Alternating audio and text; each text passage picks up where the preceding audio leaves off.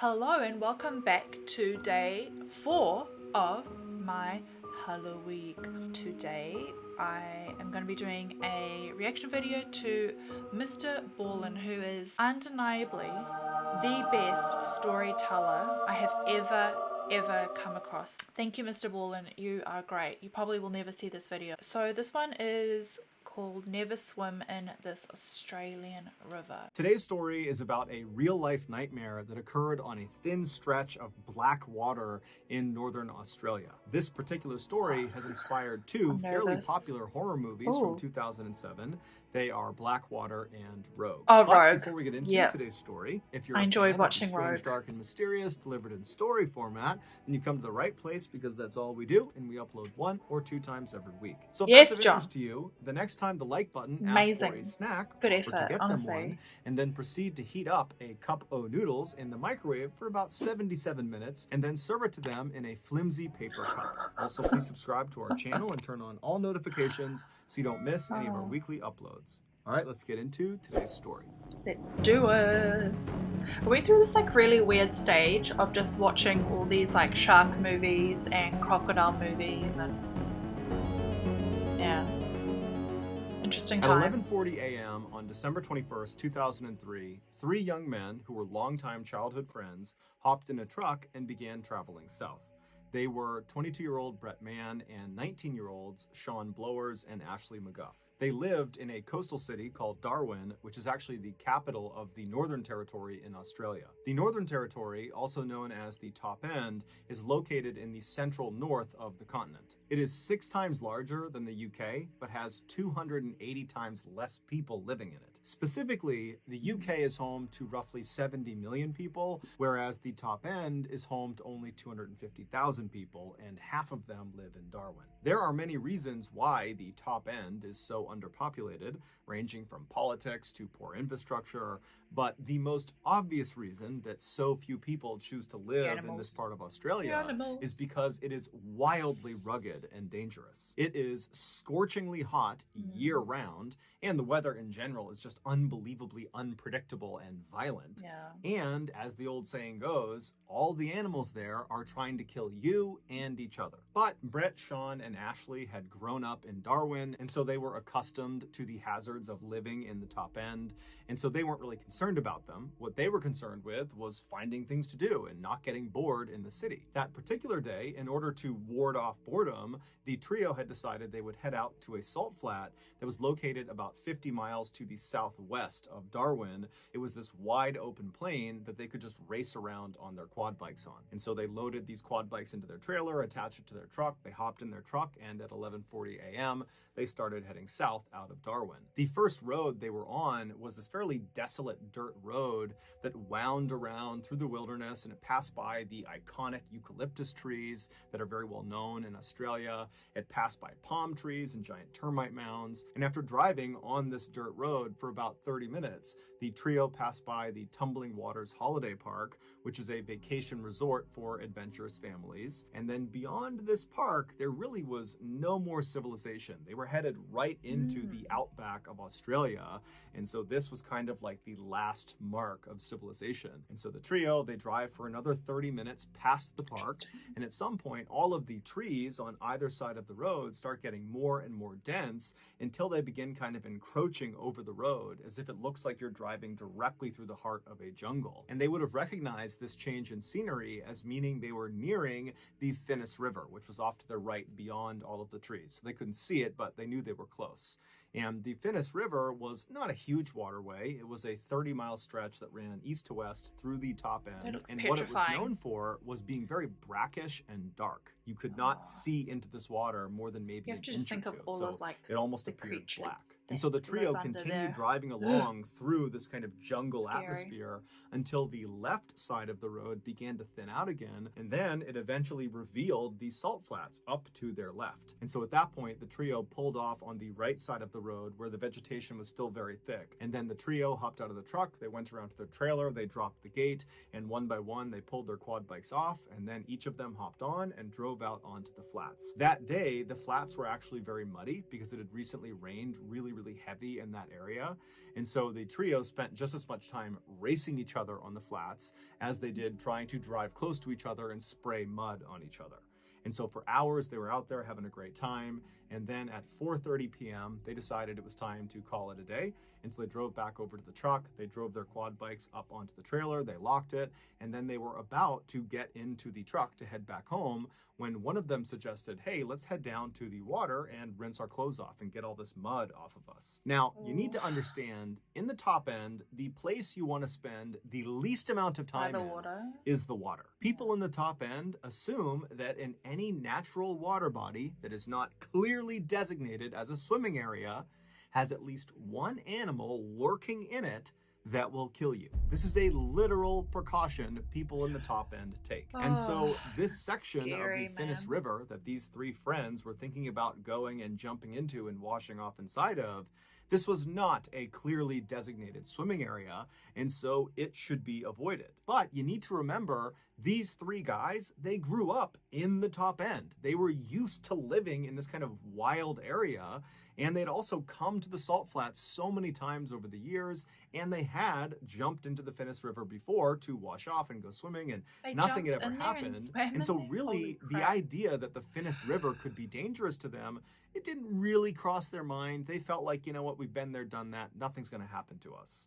And so they left the truck and walked away from the salt flats into this mangrove forest that's only a couple of feet off the road and began walking towards this river. Normally, the trip from the road through the forest to the river bank, basically where the forest ended and you reach the river, it would take about 10 minutes. But after walking in this mangrove for maybe a minute, they were already standing in river water. It was only a couple of inches of this water, but it signaled to the guys that clearly the river is very swollen from all of the recent rains, enough so that it overflowed beyond its natural boundaries, and it's flooded the mangrove forest. But the three guys, they look at each other and think, meh, what's the big deal? I'm sure we'll be fine. And so the guys continued moving on, but as the mangroves began to thin out, they began to slow down dramatically because the riverbanks on the edges of the Finnis River were very, very steep. If you were standing on dry land, if there was no flooding, and you were right on the edge of the Finnis River, if you took even 1 or 2 steps into the river, you would slip down under the water and the water would be over your head. Now, as these guys are walking, because the ground is flooded with this black, brackish water, they couldn't see the ground, and so they couldn't tell where the drop-off into the river was. And so they began to slow down, and then when all the trees were practically gone, they knew they were close, and then one of them actually slipped and kind of tumbled down the edge for a second, but he turned and he grabbed one of the roots of the mangrove tree and pulled himself back up. And then the other two, after seeing this, they walked over and stood next to him, and the trio just stood there looking out at this pitch black looking river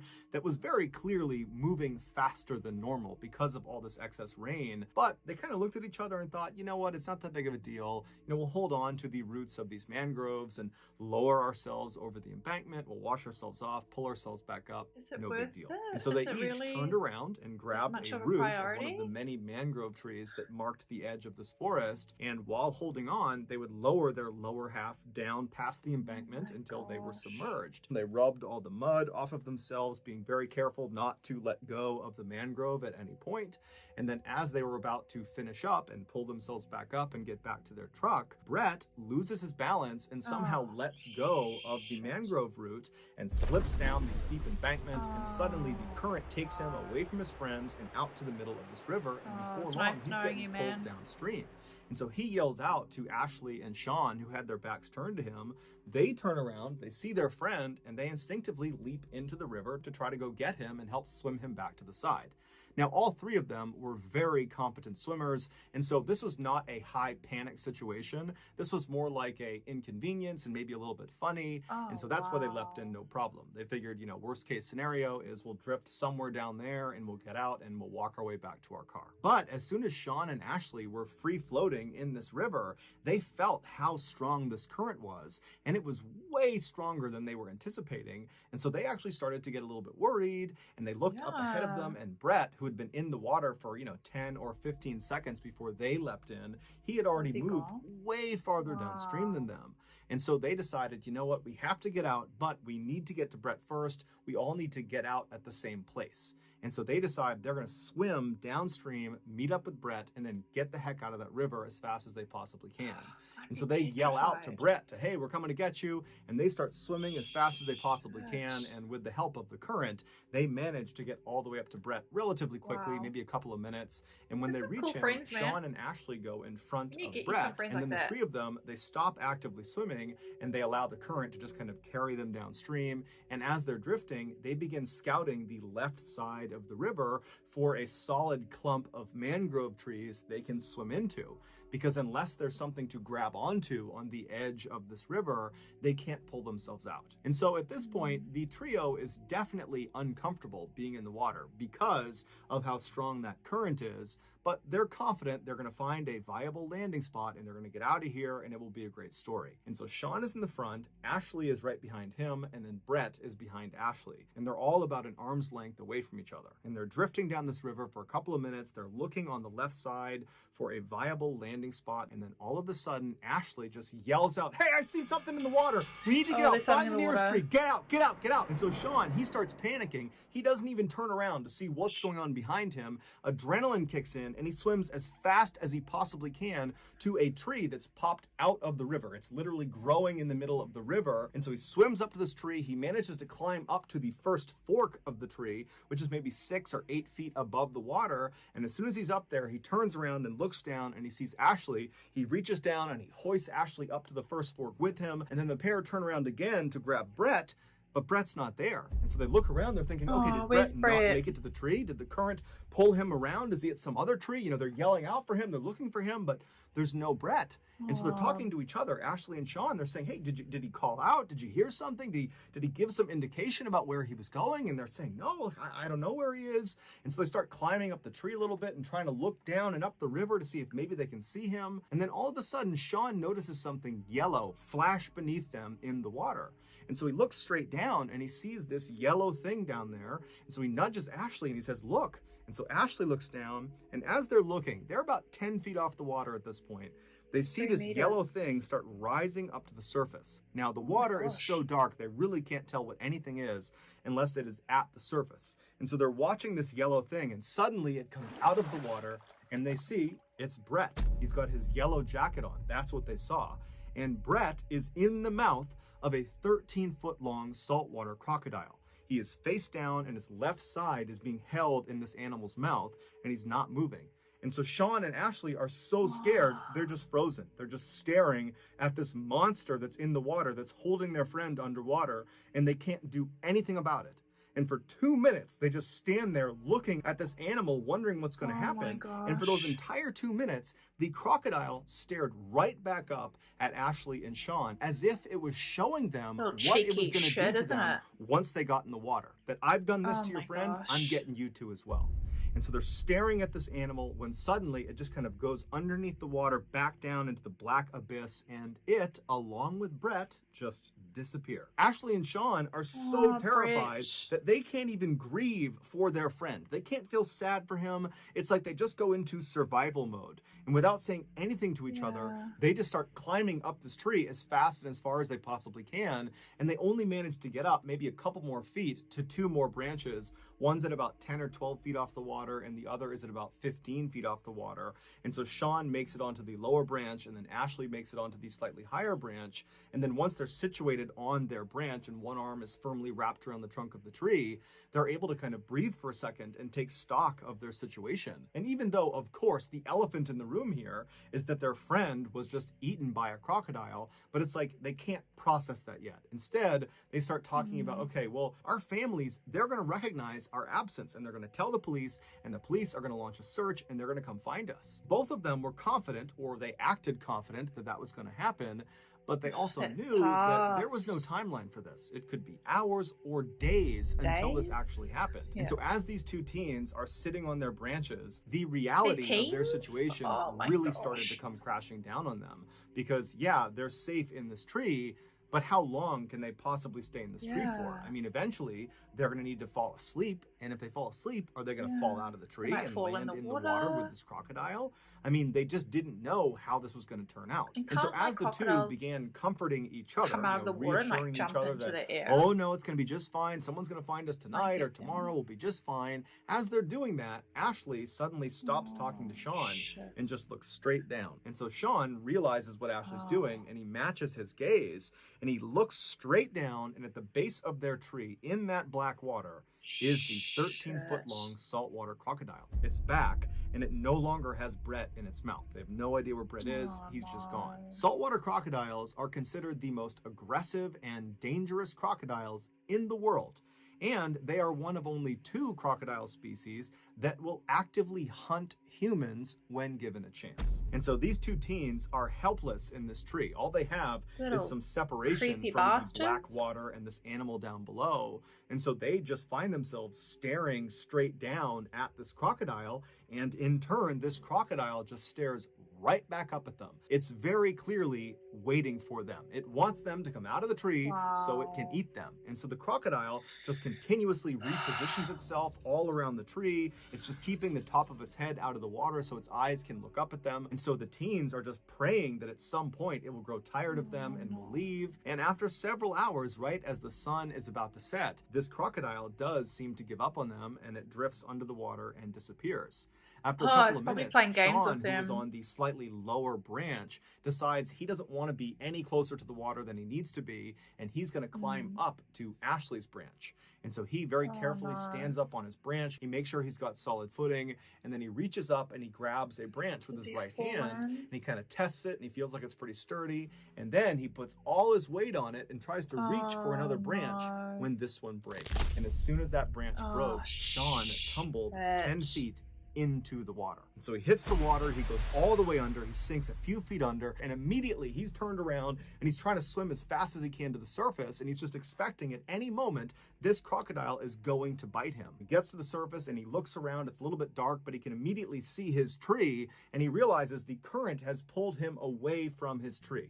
And so in a panic, he starts swimming and kicking his legs as hard as he possibly can to get back to this tree. And he knows the whole time he's kicking his legs, he's just attracting the attention of this crocodile. But he's got nothing else he can do. He's got no other tree he can reasonably get to that will provide safety from this animal. And so with every ounce of energy he's got, he kicks and swims, and finally he manages to grab a root of this tree that his friend is still inside of, and he begins pulling himself with his lower half still submerged in the water. And so as he's dragging himself towards the trunk of this tree, he's just waiting for this crocodile to bite down on his legs. And finally he gets to the trunk of the tree, and he's able to pull his body out of the water, and he clambers up to that original branch he was on. And then he and Ashley work to get him up to Ashley's branch. And as soon as he sits down next to Ashley and he's secure, they both look down, and just a little ways away from the tree, basically in the area where Sean had just landed in the water, they see with the little light that is left, this crocodile swimming right back over to the tree, and it camps out right underneath. Sean had gotten out just in time. When the sun finally did set about 10 or 15 minutes later, it became pitch black. There's no ambient light in this part of the world. There aren't any buildings or cities close enough to this area, and so it is truly pitch black. And so they could no longer see the crocodile down below. But they knew it was there because periodically they would hear it repositioning itself right underneath them. Also, because it was so dark, the 2 teens could not actually see each other. And so they began holding on to each other, and then anytime either of them moved, they would announce their movement to the other, just so they knew they had not fallen asleep and were not falling out of the tree to a horrible death. And so a few hours went by like this, where it was silence with the exception of the sounds of this crocodile repositioning itself periodically. A little after midnight, a huge storm rolled into this area, and it began absolutely downpouring, and the raindrops that were hitting the river were so loud that the teens could no longer hear the sound of this crocodile. And so they had no idea if it was still down below them or not. But every time lightning would strike, it would illuminate the sky for that flash of a second. And in that flash, they would look down and there would be the crocodile. After several hours of this super intense downpour, the two teens also started to become concerned that all this additional rain could raise the water level of the river all the way up high enough I didn't that think this of that. crocodile might be able to jump out and reach their legs. But because it was so dark, they couldn't actually see the top of the water. And so they had no way of knowing if the water levels were actually rising or not. And so they both kind of sucked their legs up onto this branch and tried to make themselves as small as they could while still remaining anchored to each other and also to the branch. And that's how they sat for the next several hours, just hoping they would survive the night. Finally, when the sun came up that following morning, the teens immediately noticed that the crocodile was still right below them, just lurking at the base of the tree, waiting for them. And they also noticed the water level of the river had clearly come up quite a bit. And so if they weren't rescued soon, there was a good chance that another heavy rainstorm, that crocodile would be in range of them, and there was nowhere they could go. They were as high up as they could get. Not to mention the fact they were hypothermic, they were weak, they were tired, and if you fall asleep, you're going to fall in the water. And so the two teens, they knew they did not have much time left. Luckily, at 10 a.m. that morning, they heard the sound of a police officer who was out in the mangrove forest. It turned out their families had recognized their absence. They had called the police, and that morning a search had been launched. They had found their truck and then had been walking down the river yelling out to them, and then they finally did find them. Initially, when they located these two teens stuck in the tree, they called in a helicopter to hover over them and lower down a ladder that could climb back up. I don't know if that's when a good the idea, helicopter got close to this tree, the rotor wash from the spinning blades, it practically blew the boys out of the tree, and this crocodile was still in the water. The rescuers could see it, the boys could still see it, and so there was this fear that the helicopter would literally send them into the water to their death. And so they had to abandon the helicopter approach. However, the blades of that helicopter did ultimately scare this crocodile, and the crocodile swam away. And so as soon as the helicopter was off station, they had a boat come in, and the boat got right underneath the two boys. They jumped down into it, and they were brought to safety. The two boys were brought to a hospital where doctors determined they were physically okay, but both of them were severely traumatized from what they had just been through. As for Brett, despite an exhaustive search of that river, they never found his body or any of his clothing or any belongings he had on him, and they never found the crocodile that killed him. So that's going to do it, guys. Thanks, Mr. Ballen. That was a freaking amazing video, honestly.